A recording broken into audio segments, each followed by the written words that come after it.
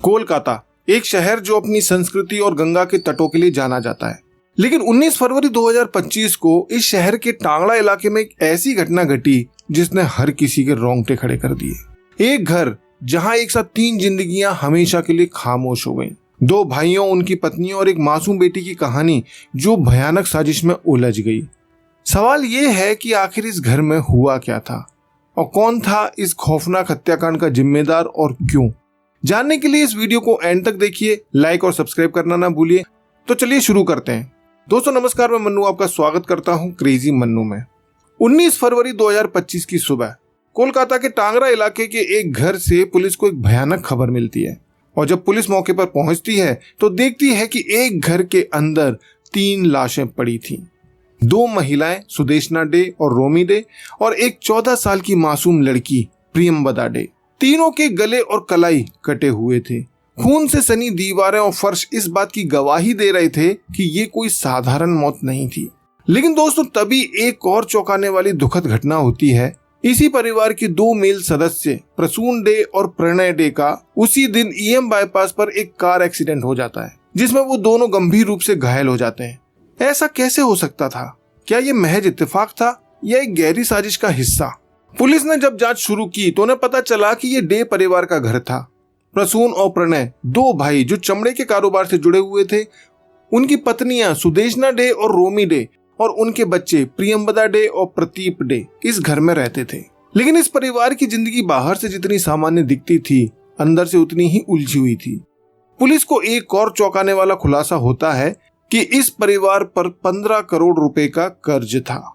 तो दोस्तों क्या कर्ज ही इस खौफनाक हत्याकांड की वजह था या इसके पीछे कुछ और राज छुपा था? पुलिस को शुरुआत में लगा कि शायद यह आत्महत्या का मामला हो क्योंकि कलाइयां कटी हुई थी, गले कटे हुए थे। लेकिन फोरेंसिक जांच ने एक नया मोड़ ला दिया। प्रियंवदा की मौत दम घुटने से हुई थी, ना कि कलाई कटने से। और सुदेशना और रोमी के घाव इतने गहरे थे कि वो खुद से तो नहीं किए जा सकते थे। सवाल उठता है कि अगर मौत दम घुटने से हुई है तो कटने के घाव कैसे हुए? इसका मतलब सुसाइड नहीं बल्कि मर्डर ही है। पुलिस की नजर अब प्रसून और प्रणय पर थी जो कार एक्सीडेंट के बाद हॉस्पिटल में एडमिट थे। लेकिन दोस्तों तभी इस कहानी में एंट्री होती है एक और कैरेक्टर की जिसका नाम होता है प्रतीप डे। प्रतीप डे था प्रणय डे का 14 साल का बेटा। कार एक्सीडेंट के वक्त वो उस कार में ही था जो मेट्रो पिलर से टकराई थी। फिर प्रतीप ने पुलिस को एक ऐसी बात बताई जिसने पूरे मामले को उलट पुलट कर रख दिया। उसने बताया, मेरे पिता और चाचा ने मेरी माँ, चाची और बहन को मार डाला और फिर उन्होंने मुझे भी मारने की कोशिश की। पुलिस ये सुनकर हैरान थी। प्रतीप ने बताया कि 17 से 19 फरवरी के बीच प्रसून ने उसे 4 बार मारने की कोशिश की थी। पहले उसे दवाइयों से भरा खाना खिलाया गया, फिर तकिए से दम घोटने की कोशिश की गई, फिर उसकी कलाई काटने की कोशिश और आखिरी में वो कार एक्सीडेंट। लेकिन प्रतीप हर बार बच गया। अब उसकी गवाही ने पुलिस को एक नई दिशा दी थी। अब जब पुलिस ने प्रसून और प्रणय से सख्ती से पूछताछ शुरू की तो एक भयानक सच्चाई निकलकर सामने आती है। प्रसून डे ने कबूल किया कि उसने अपनी बेटी प्रियंवदा, पत्नी रोमी और भाभी सुदेशना की हत्या की थी। उसने बताया कि परिवार ने एक आत्महत्या पैक्ट बनाया था, यानी कि वो सभी सहमति से आत्महत्या करके अपनी दुनिया खत्म कर लेंगे क्योंकि वो 15 करोड़ रुपए के कर्ज से जूझ रहे थे। लेकिन जिस दिन आत्महत्या करना तय हुआ था, आखिरी वक्त पर सुदेशना और रोमी की हिम्मत ने जवाब दे दिया। वो इस पैक्ट से पीछे हटने की कोशिश करने लगी और इसी वजह से उनको मार डाला गया। प्रसून ने बताया कि 18 फरवरी को उसने और रोमी ने मिलकर प्रियंवदा को तकिए से दम घोटकर मार डाला। रोमी ने बेटी के पैर पकड़े और प्रसून ने तकिया दबाया। मतलब माँ और बाप दोनों ने मिलकर बच्ची को मार दिया।